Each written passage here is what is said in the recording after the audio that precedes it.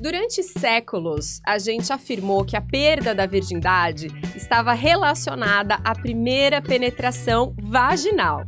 Não à toa, diversos casais adolescentes recorriam a outros artifícios e orifícios para se divertir e ter prazer, mas sem tirar, entre muitas aspas, o lacre da virgindade. Esse lacre também era chamado de ímen. Mas hoje, mais do que nunca, diversos ginecologistas, médicos e especialistas afirmam que o ímen não pode ser considerado o grande divisor de águas entre ser virgem ou não ser mais virgem. Rompe as suas ideias retrógradas e chega mais, que esse é o Preliminares Podcast, com conversas essenciais para o prazer.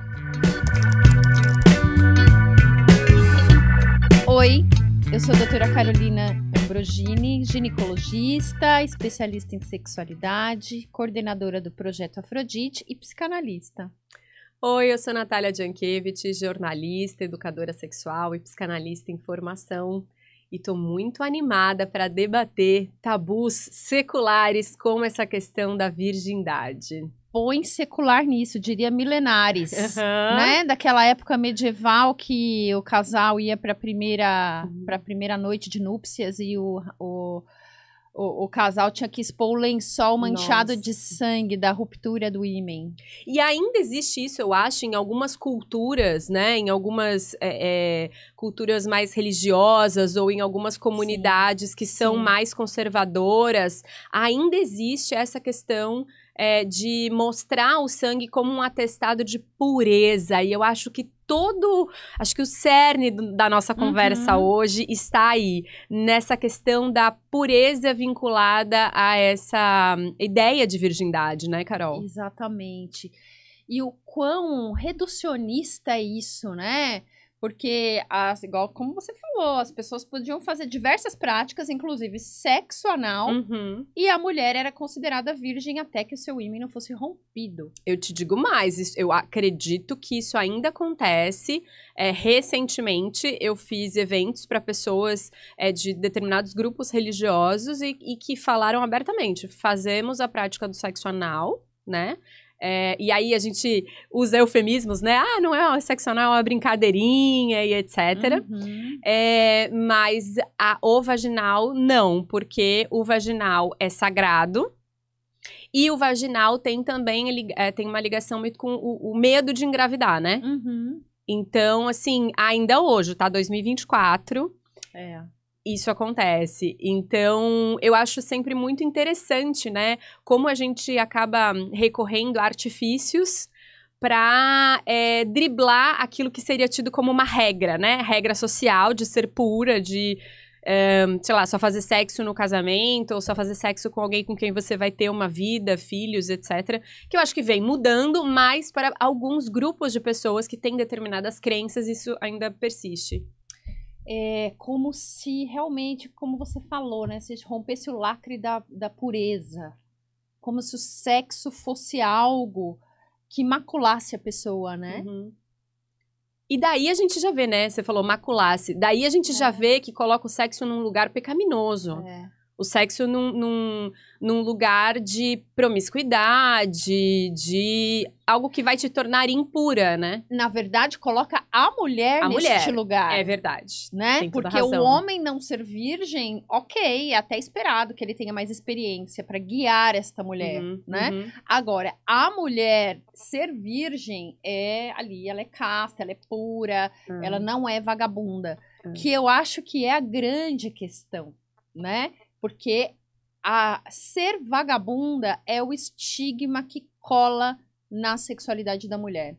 A mulher não pode gostar de sexo, a mulher tem que ser pura, ela tem que ter poucos parceiros, ela tem que perder a virgindade depois do casamento com o homem da vida dela. Né? Ainda tem um certo romantismo também, não tem, Nath? Tem um romantismo e cria toda uma expectativa, porque se eu coloco que essa relação sexual, a forma como ela vai acontecer, com quem ela vai acontecer, vai determinar se eu sou boa ou ruim, se eu valho alguma coisa ou se eu não valho nada, eu crio uma expectativa para esse futuro, né? Assim, eu crio toda uma tensão, acho que mais do que expectativa. Isso. Eu crio toda uma tensão porque é esse momento, são esses minutos em que eu tô ali nessa primeira penetração, se a gente vai entender assim, essa primeira penetração vaginal, que isso vai determinar quem eu sou a partir de agora, a partir desses meus 16 anos, 18 anos, 20 anos, seja lá o que for. Então, imagina o peso que traz para esse momento, né? E eu acho que aqui a gente não tá querendo contradizer nenhuma questão religiosa, porque a gente sabe que essa coisa da virgindade tem muito a ver com a questão religiosa. A gente não tá aqui batendo de frente, cada um tem a sua, né? Sua crença, seus valores, etc. Mas eu só tenho uma coisa a dizer. O Projeto Afrodite está lotado de virgens que não conseguem perder a sua virgindade depois do casamento. Porque sentem muita dor, porque tem muita dificuldade. Depois do casamento. Depois do casamento. Ou seja, são mulheres que realmente esperam o casamento pra ter ali a noite de núpcias, a sua primeira vez. Pra ter a permissão externa de que posso transar, mas não se permitiu internamente. Exatamente. E aí, elas vão pra aquela primeira vez com uma, como você falou, com uma carga de expectativa lá em cima, né? Lá em cima. E não conseguem realizar, concretizar, consumar o casamento, né? Como nessa ideia da penetração. Tem até esse termo, né? Consumar o casamento. Deixa eu só explicar para o pessoal que não sabe que o Projeto Afrodite, coordenado pela Carol, é o Ambulatório de Sexualidade Feminina da Unifesp, né? Universidade Federal de São Paulo, e que recebe, é um projeto social que recebe, atende gratuitamente mulheres com questões de sexualidade, com disfunções sexuais, enfim. Então, é importante contextualizar para quem não sabe que você tem esse trabalho há muitos anos e você vê muitas mulheres que não conseguem ter uma penetração muito prazerosa, menos ainda, mas que tem uma penetração, ou não consegue ou tem uma penetração dolorosa, é isso, né? Exatamente. O Projeto Afrodite, ele é na Unifesp, né, desde 2005, e nesses anos todos, quase 20 anos. Olha, o que a gente tratou dessas virgens que não conseguem perder, que não conseguem perfurar esse ímen, porque justamente chegam com uma carga emocional muito grande para essa primeira vez, chegam com medo, porque se você vai conversar com qualquer amiga... Eu vou entrar em medo, né, Carol? Porque se eu entendo que isso é pecado, que isso vai me marcar, se eu tenho uma questão inconsciente de que o sexo e a penetração vão me marcar como impura, como pecaminosa, como é que eu vou me abrir em todos os sentidos para esse sexo, para essa penetração? Eu sempre falo para elas assim que não é porque você casa que aí você aperta um botão atrás da orelha e muda o modo. Entendeu? Muda o modo não transante para o modo transante. Não existe assim, as coisas não são simples assim, né? E uma mulher que passou a vida inteira, né, ouvindo, se guarde, se preserve, né? Os homens só querem abusar de você.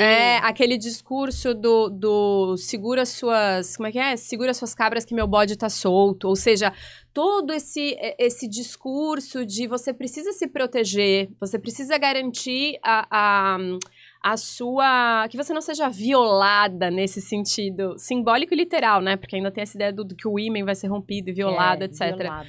Que a gente já vai, inclusive, mostrar imagens aqui de ímen pra desmistificar isso.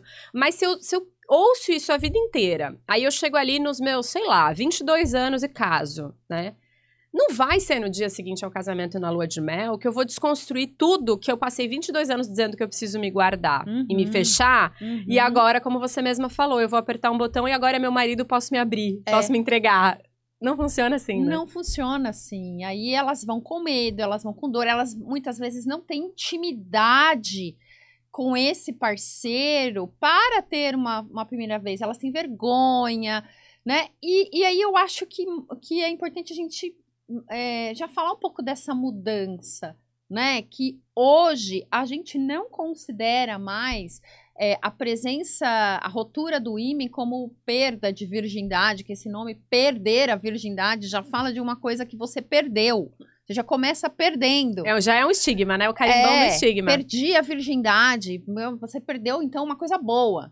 Exato. A Né? psicóloga e sexóloga Ana Luísa Fanganiello, Ana, um beijo pra você, que é psicóloga também lá do Afrodite, ela me ensinou que não devemos falar perder a virgindade, devemos falar que nós ganhamos em sexualidade. Ou seja, que nós ganhamos novas experiências corporais, experiências de prazer, né, de troca, de afeto e etc., porque quando a gente coloca que a gente ganha em vez de perder, a gente passa a olhar de um jeito positivo, né? Para esse marco. Exato. Então, hoje, a gente considera que uma pessoa ela não é mais virgem ou que ela já teve a sua iniciação sexual, que é melhor. A palavra melhor é essa. Já começou a sua iniciação sexual. Teve a sua primeira vez ou a sua iniciação sexual. Isso. Quando ela já tem uma experiência de corpo, de troca com outra pessoa, né? Porque é bem comum ali na adolescência e espera-se que nesta fase os jovens estejam ali se descobrindo o corpo, descobrindo suas zonas de prazer, suas fantasias, aquilo borbulhante, a sexualidade borbulhante, e que ele possa dar vazão a essa energia toda com o seu próprio corpo. Aí, a partir do momento em que ele já comeu ela, né, ou enfim, já começa a existir uma troca, já inicia-se ali a vida sexual daquela pessoa. Não tá mais marcada pela penetração. É muito fora de lógica a gente pensar que uma pessoa que faz sexo oral, que faz sexo anal, é virgem ainda. E é surreal, né? Porque você vê muitas pessoas que, sei lá, na própria vida adulta, quando já tiveram uma série de experiências sexuais, que, por exemplo, só vão ter prazer com sexo oral, com uma masturbação, né, que a parceria faz nessa pessoa, e que nem gostam de penetração. Então, por que a penetração é esse marco? Por que é a penetração que vai determinar se eu sou ou não sou virgem? Eu entendo que é, de novo, porque a gente tá colocando o sexo como algo de satisfação do homem, daquela pessoa que tem o pênis, né? Então, é quando ele me invade, me penetra, que ele me faz mulher, que ele me faz alguém como se eu não fosse, como se eu dependesse dessa interação, né? É bem interessante seu ponto, né? E eu acho que essa coisa da virgindade, ela foi criada justamente para cercar a mulher daquilo, né? Porque daí ela tem a primeira vez com aquele homem, e aí os frutos dessas relações sexuais, que são os filhos, ele tem certeza que são herdeiros dele. Sim. Essa é a grande questão aí, porque que historicamente a mulher foi colocada nesse lugar de, né, rebaixada a esse lugar. O controle da sexualidade, do corpo da mulher, pra eu saber que esses herdeiros são de fato meus e não bastardos, né? Exato. Algo que a gente não vê com os meninos, né? Pelo contrário, eles são estimulados a ter... Você sabe que eu me lembrei, não vou expor aqui, mas eu me lembrei de uma pessoa, de um amigo muito próximo, que ele fala, eu não considero que as primeiras relações que eu tive com garotas de programa, não considero que foram a minha primeira vez. Eu considero que a minha primeira vez, de fato, foi com uma primeira namorada, com quem tinha todo um significado, com quem eu estava realmente entregue, não era alguma coisa para a sociedade, para dizer que eu não sou mais virgem. Não, até porque, pensa bem, Nath, a gente só tá olhando, a gente falou agora do ponto de vista feminino, né? Mas vamos pensar do ponto de vista masculino também. Vamos pensar naquele menino que tá ali com seus 13, 14 anos, que ainda tá se conhecendo, que ainda tá se entendendo com suas ereções noturnas ali, e que ele já tá maiorzinho, ele é levado pelo pai no bordel, para que ele tenha a sua primeira vez com uma prostituta, com uma pessoa que ele nem conhece. Não é algo extremamente invasivo também? Muito invasivo. É extremamente violento, porque você também tá colocando um rótulo, né? Então, acho que assim, enquanto na mulher você quer tirar o lacre do ímen, né? No menino você quer colocar o rótulo de que ele já tem uma experiência sexual, ainda que isso seja uma imposição, né? Mas falando em rótulo, falando em lacre, vamos falar mais de ímen, entender, né? O que é, se o ímen rompe, não rompe, se rompe com o dedo, se rompe com a penetração, se tem diferentes tipos de ímen, qual a ligação disso com essa questão da virgindade, chamando uma participação muito especial. Carol, quem que vem conversar com a gente aqui? Então, vai ser a Mari Rodrigues, né? A Mariana Rodrigues, que é ginecologista, que fez comigo uma pós-graduação e eu sei que ela ama falar de adolescentes, por isso que a gente convidou ela aqui para esse episódio. E eu gosto muito da Mari, então vamos começar esse papo. Oi, Mari, tudo bem, querida? Oi, Carol. Feliz que eu tô aqui de estar com vocês falando desse assunto tão importante. Oi, Mari, seja muito bem-vinda ao Preliminares Podcast. Pra gente é uma alegria ter você aqui. Obrigada, Nath. O que a gente vai perguntar para a doutora Mari? Então, Mari, a gente tá aqui nesse papo, né, de iniciação sexual, perda da virgindade, que é esse termo que a gente quer desconstruir completamente. E aí eu queria saber como que você aí no consultório, eu sei que você adora atender adolescente, o que você explica para elas quando elas chegam para essa orientação? E o que você percebe? Você percebe que as mães estão trazendo mais? Qual que é a sua percepção? Eu acho que as mães estão trazendo bastante, mas ainda elas trazem muito com uma sensação de medo e quase pedindo, por favor, para que a gente oriente que ainda não é o momento. E aí, a ideia é que a gente possa realmente desmistificar duas cabeças. Uma cabeça que tem muito medo por uma pessoa que a gente ama estar iniciando em algo, e uma outra que não sabe absolutamente nada e também tem muito medo, mas também tem muito essa coisa da vontade, do desejo, da coisa do descobrir do adolescente, né? Então, o que eu procuro sempre trazer, e eu gosto muito de conversar com adolescentes, mas eu gosto também de conversar com os pais dos adolescentes. Por quê? Porque nós fomos, né, de uma geração que recebemos muito pouca orientação sexual. Então, na verdade, a orientação sexual tem que vir para a família, para que isso possa vir cercado realmente de cuidado. Então, antes da gente falar de virgindade, de o que é virgindade, o que não é virgindade, será que se eu perder o ímã? Porque às vezes tem muito uma preocupação, mas se eu fizer sexo oral, eu sou virgem ou não sou? Mas se eu fizer sexo anal, eu sou virgem ou não sou? Então, às vezes, elas acabam se colocando em situações de risco, né? Sem saber como se cuidar, sem antes saber coisas muito básicas. Por exemplo, consentimento. Então, a gente tem que falar, antes de falar de virgindade, falar sobre consentimento, falar sobre o que é certo, o que não é certo dentro da sua própria dinâmica social, familiar, né? O que é possível, o que não é possível. Falar muito sobre conhecer o seu próprio corpo. Será que essa menina, antes mesmo da gente falar sobre virgindade, conhece o seu próprio corpo? Sabe que pontos que podem lhe gerar mais prazer, dar mais satisfação, né? Eu sempre gosto de explicar a questão do desenvolvimento da sexualidade, que a gente sempre acaba passando por 3 momentos nesse desenvolvimento. Então, o primeiro momento é o do autoconhecimento. Então, elas têm que se tocar, elas têm que se conhecer, elas têm que conhecer o seu corpo, elas têm que botar a mão mesmo, elas têm que botar a mão na vagina, elas têm que tentar entender como é que é a sua anatomia, né, por dentro, por fora. Então, isso é super importante antes de passar para a segunda etapa do desenvolvimento da sexualidade, que é o que o meu corpo gera sobre o corpo do outro. Então, é aquela fasezinha que começa de beijo, de abraço, quando encosta, solta faísca, né? Então, antes de passar para essa fase, a gente tem que se conhecer. E a terceira e última fase, que eu acho que é a que na cabeça das pessoas fica sendo a coisa da perda da virgindade, é como eu me responsabilizo sobre o corpo do outro. Então, acho que antes da gente pensar só na perda do ímã, na coisa da penetração, no aconteceu ou não aconteceu, a gente tem que trazer essas ferramentas para trazer segurança, para trazer a possibilidade de autocuidado, para trazer a possibilidade de que essa menina ou esse menino possam identificar o que gostam, o que não gostam, e a partir daí dizer, isso eu quero, isso eu não quero.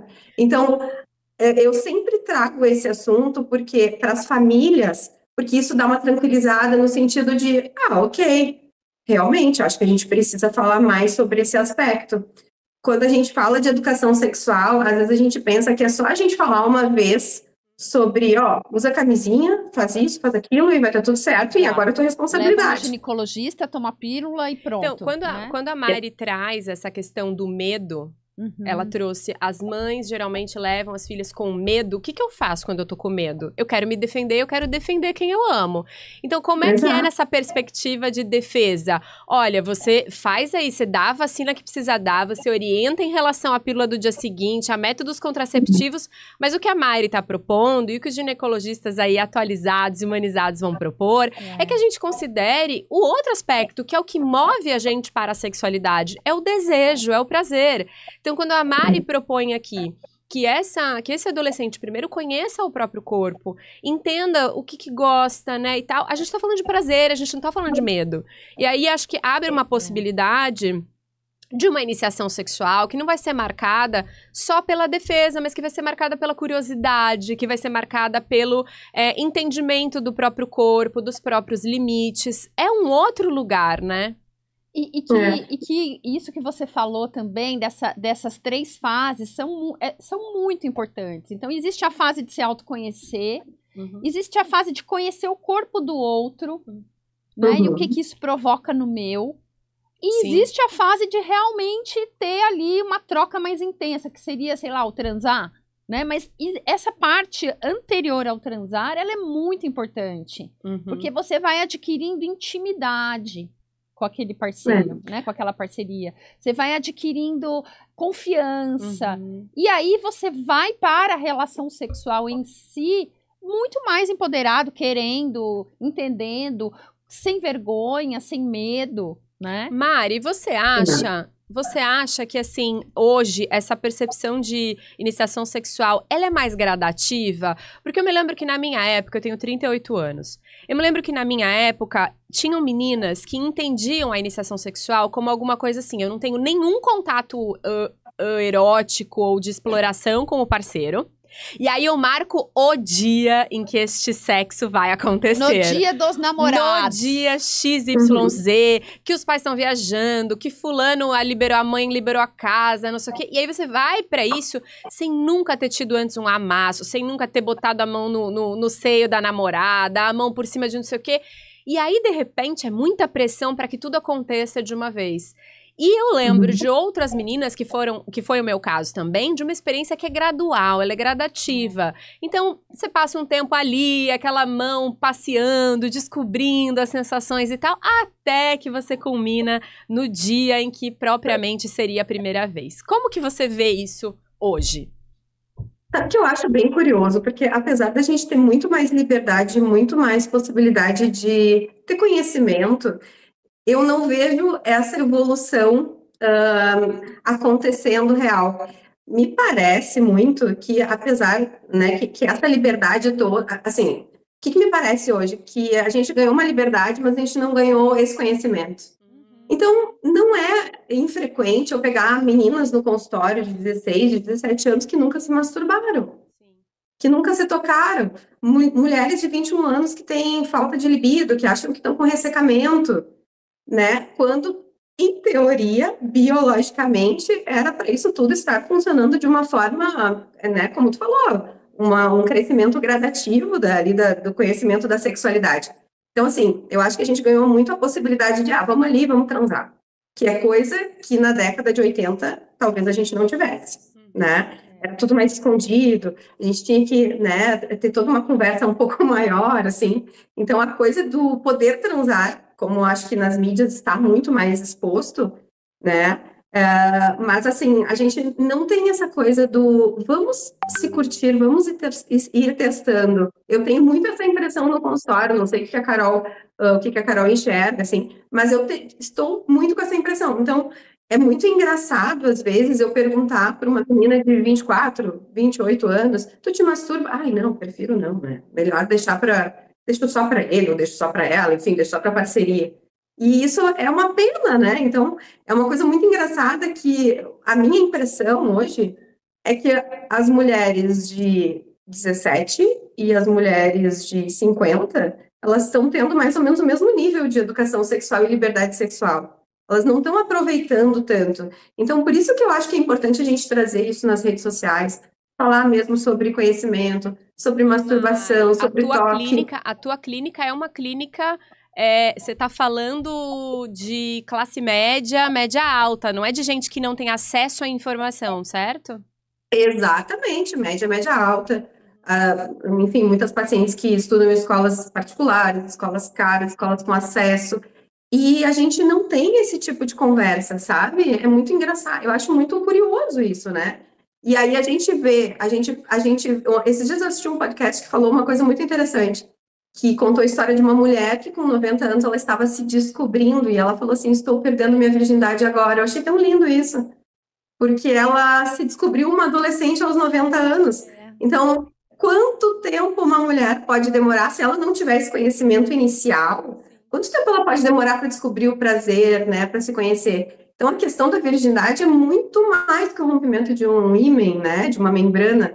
Eu acredito que ela é muito sobre isso, sobre consentimento, sobre conhecer o seu próprio corpo. Então, acho que é isso que a gente tem que falar muito mais. É sobre se apropriar da sua própria sexualidade. É sobre isso. Não é sobre deixar o outro fazer o que ele quer com o meu corpo ou o outro me guiar conforme a sua própria sexualidade. Eu acho que a gente podia colocar como um marco, não o dia que eu perdi a minha virgindade, mas o dia em que eu me apropriei realmente da minha própria sexualidade. E, gente, vão ter pesquisas aí mostrando que as mulheres de 40 a mais estão sexualmente mais satisfeitas, têm mais atividade e orgasmos do que mulheres de 20 e 30 anos, né? Então, você vê, é uma caminhada. Isso demonstra que essa experiência que vai nos dando essas graduações, digamos assim, sexuais, para que aconteça o que a Carol tá falando, se aproprie. Mas, Mari, antes de a gente encerrar esse papo, eu quero te fazer uma pergunta que você jogou aqui na roda, mas não respondeu, e aí Carolina e Mariana vão me responder, tá? Vocês começaram dizendo que as meninas chegam pra vocês e falam, doutora, mas eu fiz sexo oral, eu fiz sexo anal, eu até masturbo minha parceria, ele ou ela me masturba, e eu chego ao orgasmo, mas significa que eu sou virgem ou não sou virgem? Manda daí, Mari. Olha, jogou primeiro para mim, né? Assim, ó. O que eu acho, tá? Eu sempre falo para elas, a gente não precisa desse rótulo, né? Tu começou a ter uma iniciação sexual, tá gostoso, tá legal, tá curtindo, a coisa tá progredindo. É isso. A gente não precisa ter um rótulo, porque algumas mulheres nunca vão ter o rompimento do ímen, algumas nunca vão querer fazer prática penetrativa. Então, a gente não precisa se firmar nisso. Eu acho que a gente tem que incentivar exatamente a busca do prazer, né? E a partir daí, a gente tem que orientar os cuidados, né? Orientar os riscos, orientar as possibilidades que ela tem de conseguir prazer através daquilo, e eu acredito que seja isso, né? Então, acho que a gente não precisa botar um rótulo ou dizer, porque hoje em dia eu acredito que ninguém mais vai levar a filha no ginecologista para ver se tem ímen, né? Coisa que antigamente se fazia, e espero que não se faça mais isso, né? Então, eu acho que a gente tem que estimular exatamente isso, é a busca pelo prazer, é a iniciação, é a descoberta. Não importa muito o rótulo, né? Eu acredito que no momento que faz, né, Mari? Não importa tanto a prática, e sim se ela já começou essa jornada. Então, acho que aqui o principal objetivo desse episódio é a gente desconstruir essa história da virgindade estar relacionada a ímen e a prática penetrativa. Né? Eu gostei muito do que vocês falaram, Carol, porque a gente tem que considerar também meninas que vão se relacionar com meninas, né? Meninas que vão ter, seja as primeiras iniciações e depois, de repente, vai se relacionar só com homens, ou meninas bissexuais, meninas lésbicas, mas enfim, exatamente isso que vocês falaram. Então, se você tem uma pessoa, adolescente ou adulta, que não tem nenhuma prática penetrativa, ela é virgem, né? Então, assim, como que a gente... configura isso. Exato, né? Não tem menor sentido. Mari, você arrasou muito, amore. Ai, obrigada, amei. Posso falar só mais uma coisinha? Por favor. Pode. Além de eu amar vocês.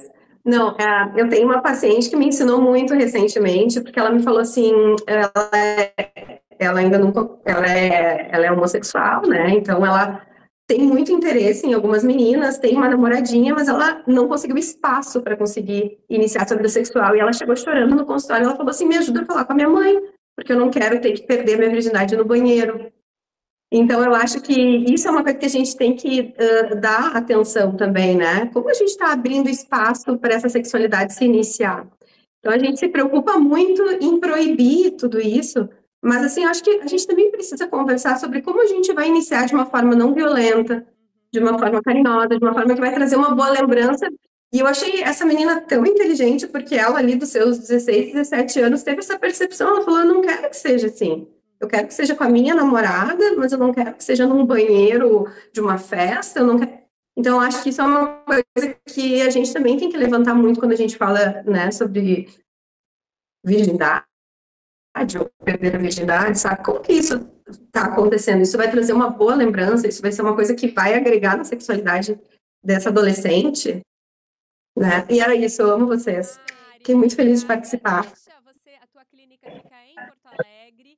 Deixa o seu @ e conta pra gente se também você faz atendimentos online para adolescentes ou para pais de adolescentes, enfim. Faço atendimento online para adolescente, para pai de adolescente, faço atendimento de sexualidade também. Eu sou ginecologista e atendo também na parte de sexualidade. Meu @ é ginecologia e sexualidade. Bem fácil. Mari, um beijo enorme para você. Obrigada. Obrigada, linda. Beijo, beijo, beijo. Obrigada, viu? Tchau. Beijinho.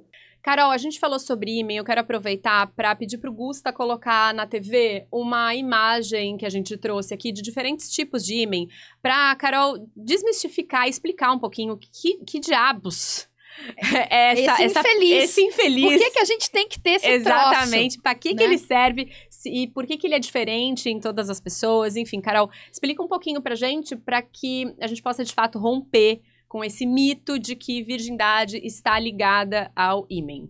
Então quando eu era adolescente, Nath, eu achava que o ímen, ele era um magipack, sabe? Você também achava? Eu também! Eu achava que era um magipack. Mas, na verdade, o ímen, ele parece, sabe uma Xuxa de cabelo, assim? Uhum. Daquelas dos anos 90. Exatamente. De mucosa, então ele é né, da cor da própria mucosa. É uma ali. pele bem fininha, assim, é uma membraninha, assim. Não é como um magipack, ele não é transparente, ele é róseo e ele fica ao redor do canal vaginal. Então, vamos olhar aqui, ó. Pessoal que está nos ouvindo e não nos assistindo, depois entra lá no Instagram, preliminares.pod, que eu vou colocar essa imagem dos ímãs, pra Carol, pra vocês entenderem melhor o que a Carol tá explicando. Então, olha, nessa imagem aqui, desse ímen, a gente vê um ímen complacente. A gente vê bem esse tipo, é como se fosse uma Xuxa, sabe? Mesmo, ao redor do canal vaginal, com o orifício por onde passa a menstruação, né? Que tem ímens imperfurados, né? Que são aquele primeiro ali, ó, em que não tem esse orifício e na primeira menstruação a menina tem que fazer um rompimento cirúrgico, porque senão a menstruação fica toda retida. Tá, então a gente tá dizendo que nem todas as meninas nascem com a mesma formação de ímen, que o ímen é uma mucosa que vai funcionar como se fosse uma espécie de um tampão na entrada do orifício da vagina. Isso, mas que ele tem um ele é permeável, ou seja, passa. Passa, né? Tem um orifício lá que passa para passar o sangue menstrual, onde é possível também colocar, por exemplo, um absorvente interno. Então, eu sempre oriento as minhas adolescentes a explorarem a própria vagina, né? Porque a vagina parece que é um lugar proibido. Ai, não posso encostar ali, senão vai romper o ímen. E daí? Não tem menor problema, né? A gente tá aqui falando que virgindade não é ruptura de ímen. Então, nas menstruações, né, dá para passar, ó, colocar um absorvente interno dentro da vagina, o seu próprio dedo. Quando você colocar o seu próprio dedo, você vai sentir é como se fosse uma coisinha mais membranosa, assim, tá, né? Você vai entender o que é isso Uma daí. pessoa leiga, sem ser ginecologista, ela consegue identificar se o ímen foi rompido ou não foi rompido? Não consegue. Ela não consegue. Então, olha lá, primeira coisa que a gente derrubou, né? Tá. Aí, segunda coisa, então, existem pessoas que vão nascer com o ímen rompido? Geralmente não, né? Só se houve ali algum procedimento, alguma coisa ali, mas... O que pode romper o ímen antes de uma iniciação sexual penetrativa? Vários traumas, cair da bicicleta, né? Várias coisas Olha ali. Só, já pensou você perder a virgindade com 6 anos andando de bicicleta com papai e mamãe? Tá vendo só? Geralmente tem um pequeno sangramento, mas não é obrigatório ter este sangramento, né? Pra gente já desconstruir isso também, né? Tá. E assim, nossa, então, você já viu aquele, antigamente, eu espero que não exista isso mais, leilão de virgindade na internet? Sim. Tipo, isso aí é balela, porque essa pequena membrana aí não dá mais prazer pro homem, é mais apertado, isso tem nada a ver. Não, aí tem mais a ver, acho que não com o prazer físico, mas com a ideia de que eu vou tirar a pureza dessa pessoa, né? Aí acho que é muito mais simbólico do que físico, né, realmente.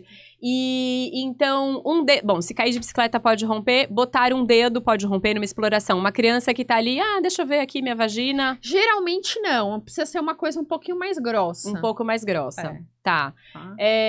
E aí, depois que rompe esse ímen, nem sempre tem um sangramento. Nem sempre tem. Aí ele vai continuar lá, porque era uma ideia que eu tinha também, que o negócio ia romper e ia desaparecer. Não, ele continua lá, só que ele fica com rupturas, né? Ele fica fragmentado. Tá. Né? Ele fica fragmentado, mas ele continua lá. Hoje o ímen, ele serve apenas para um exame de medicina legal. Quero ver se a pessoa sofreu um abuso sexual, então ela vai lá olhar isso daí. Mas assim, isso não serve para nada mais. Tá, e pro nosso próprio corpo não serve para nada, é um resquício inútil. Para nada. Nada, né? Coloque isto bem na sua mente. O ímen não serve para nada. Você sabe que, obrigada, Augusta, pela imagem, você falou agora dessa questão do abuso, né? Me veio de novo esse lance de como é subjetivo considerar a virgindade, porque se você, por exemplo, teve foi vítima de um estupro, foi vítima de um abuso sexual, você recebeu eventualmente uma penetração, mas você considera que você perdeu a virgindade ali? Percebe? Exato. Quer dizer, eu ter sido... Só porque eu tive uma primeira penetração nesse conceito antigo, eu ter tido uma primeira penetração significa que eu perdi a minha virgindade. Só que se eu fui vítima de um estupro, é isso que você vai querer levar pra sua vida como a tua primeira vez, né? Então é um conceito muito mais subjetivo e isso tem tudo a ver com o nosso quadro Sussurra Aqui, em que vocês mandam relatos, dúvidas pra gente comentar no episódio. Então, Gusta, bota pra gente o áudio. Oi meninas, tive um namoro muito legal na adolescência, com várias explorações sexuais que davam muito prazer, mas nunca rolou penetração, porque eu tinha pavor de engravidar. Aos 21 perdi a virgindade com um colega da faculdade, mas não teve um grande envolvimento, sabe? Hoje eu considero que minha primeira vez realmente foi aos 16 com aquele ex, porque eu era apaixonada, porque descobrimos quase tudo juntos, menos a penetração, que até hoje não é a minha prática favorita. Olha lá. A gente tava falando. É isso. Não essa coisa da virgindade não é ter uma penetração, e sim iniciar a sua vida sexual. Vamos mudar de perda da virgindade para iniciação sexual. Eu acho que é um termo mais contemporâneo. E eu acho que a boa notícia é que essa questão da virgindade, ela não é um rótulo dado pelo outro, é uma definição que é muito subjetiva, ou seja, você pode olhar para a sua história sexual e entender onde é que você considera que teve essa iniciação sexual. Talvez tenha sido aos 15, aos 16, aos 20, quando você começou a, enfim, ter trocas de carícias nuas com a sua parceria, e por aí vai. Então, é um conceito muito mais aberto, muito mais generoso e positivo, né? Do que aquela coisa restritiva de que virgindade é penetração e penetração vaginal. É isso aí. Vamos sair da era medieval. Por favor!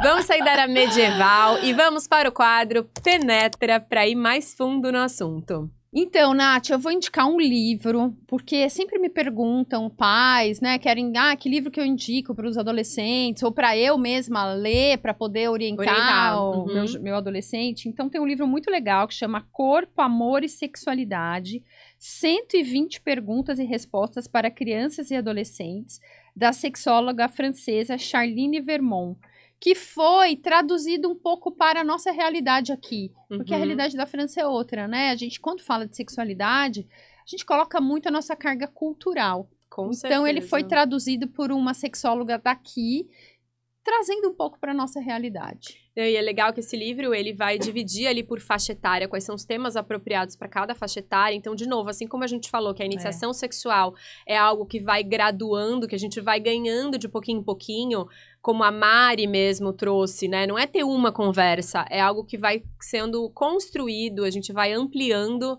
Acho bem legal esse livro também. Eu lembrei aqui, como a gente vai falar do conceito de virgindade, que é algo que foi mudando ao longo da história, né? Eu lembrei de um livro da historiadora Mari Del Priore, que é bárbara, que se chama Histórias Íntimas. Se eu não me engano, é Sexualidade e Erotismo no Brasil, enfim. E ela vai recuperar como é que a gente se relacionava desde o flerte, da paquera, do namoro, do sexo e todos os tabus e conceitos aí envolvidos, eu não lembro desde quando ela começa, mas assim, séculos atrás, tá? E é muito interessante, porque a gente vai ver mesmo que, sei lá, antigamente era sinal de flerte, de paquera, uma pessoa ficar na janela e quando a outra passava ali por baixo da janela na rua, dava um cuspe no chão. Isso era um sinônimo de interesse. Agora o cuspe em outro lugar, né, Carolina? E aí, isso mostrava que, tipo, tem interesse em você. Hoje em dia é passar o dedinho lá no Tinder pra dar match, né? Exato. Então, assim, isso são códigos, são símbolos de uma cultura que vai mudando, né? Então, o que significava virgindade antes não é mais o que significa hoje. Então, fica aí essa dica pra quem curtir esses assuntos mais ligados à história e tal. Tem referências super interessantes. Temos um ótimo episódio. Não, essencial episódio. Eu acho que você que tá aí nos escutando e que tem filhos adolescentes, eu acho que é uma excelente oportunidade de você ir lá compartilhar com o seu jovem esse episódio. Eu vou compartilhar com os meus. Não, e assim, temos aí muitos profissionais da saúde, muitos ginecologistas, assim, por favor, façam esse exercício de reflexão quando vocês forem, de fato, atender. Vamos levar essa mensagem, né? Vamos tirar esse perder a virgindade, dessa coisa de ímen, essa coisa completamente antiga, medieval, para uma coisa um pouco mais moderna e mais inclusiva, enfim, né? Gentil com as mulheres, principalmente, com as meninas. Bom, pessoal, temos um episódio por hoje, mas antes de encerrar, eu preciso te convidar para se inscrever no nosso canal no YouTube. Se você já tá lá, estamos acompanhando os comentários, deixa seu like. Aproveita também para nos seguir no Instagram, @preliminares.pod, e no seu tocador de podcast. O que tem que fazer, Carolina? Avaliar o nosso podcast e também compartilhar aí com o seu grupo de amigas. Eu sei que esse episódio vai ser bem importante para você compartilhar ali naquele grupo de mães, de adolescentes. Sim. Eu sei porque eu tô num deles. E sempre surgem questões polêmicas. Então, eu acho muito legal. É isso aí. Deixa lá as suas estrelinhas avaliando o nosso programa. Isso é importante para que a gente fure a bolha e consiga levar informação de qualidade sobre um tema tão tabu. Muito obrigada e até o próximo episódio. Tchau, pessoal!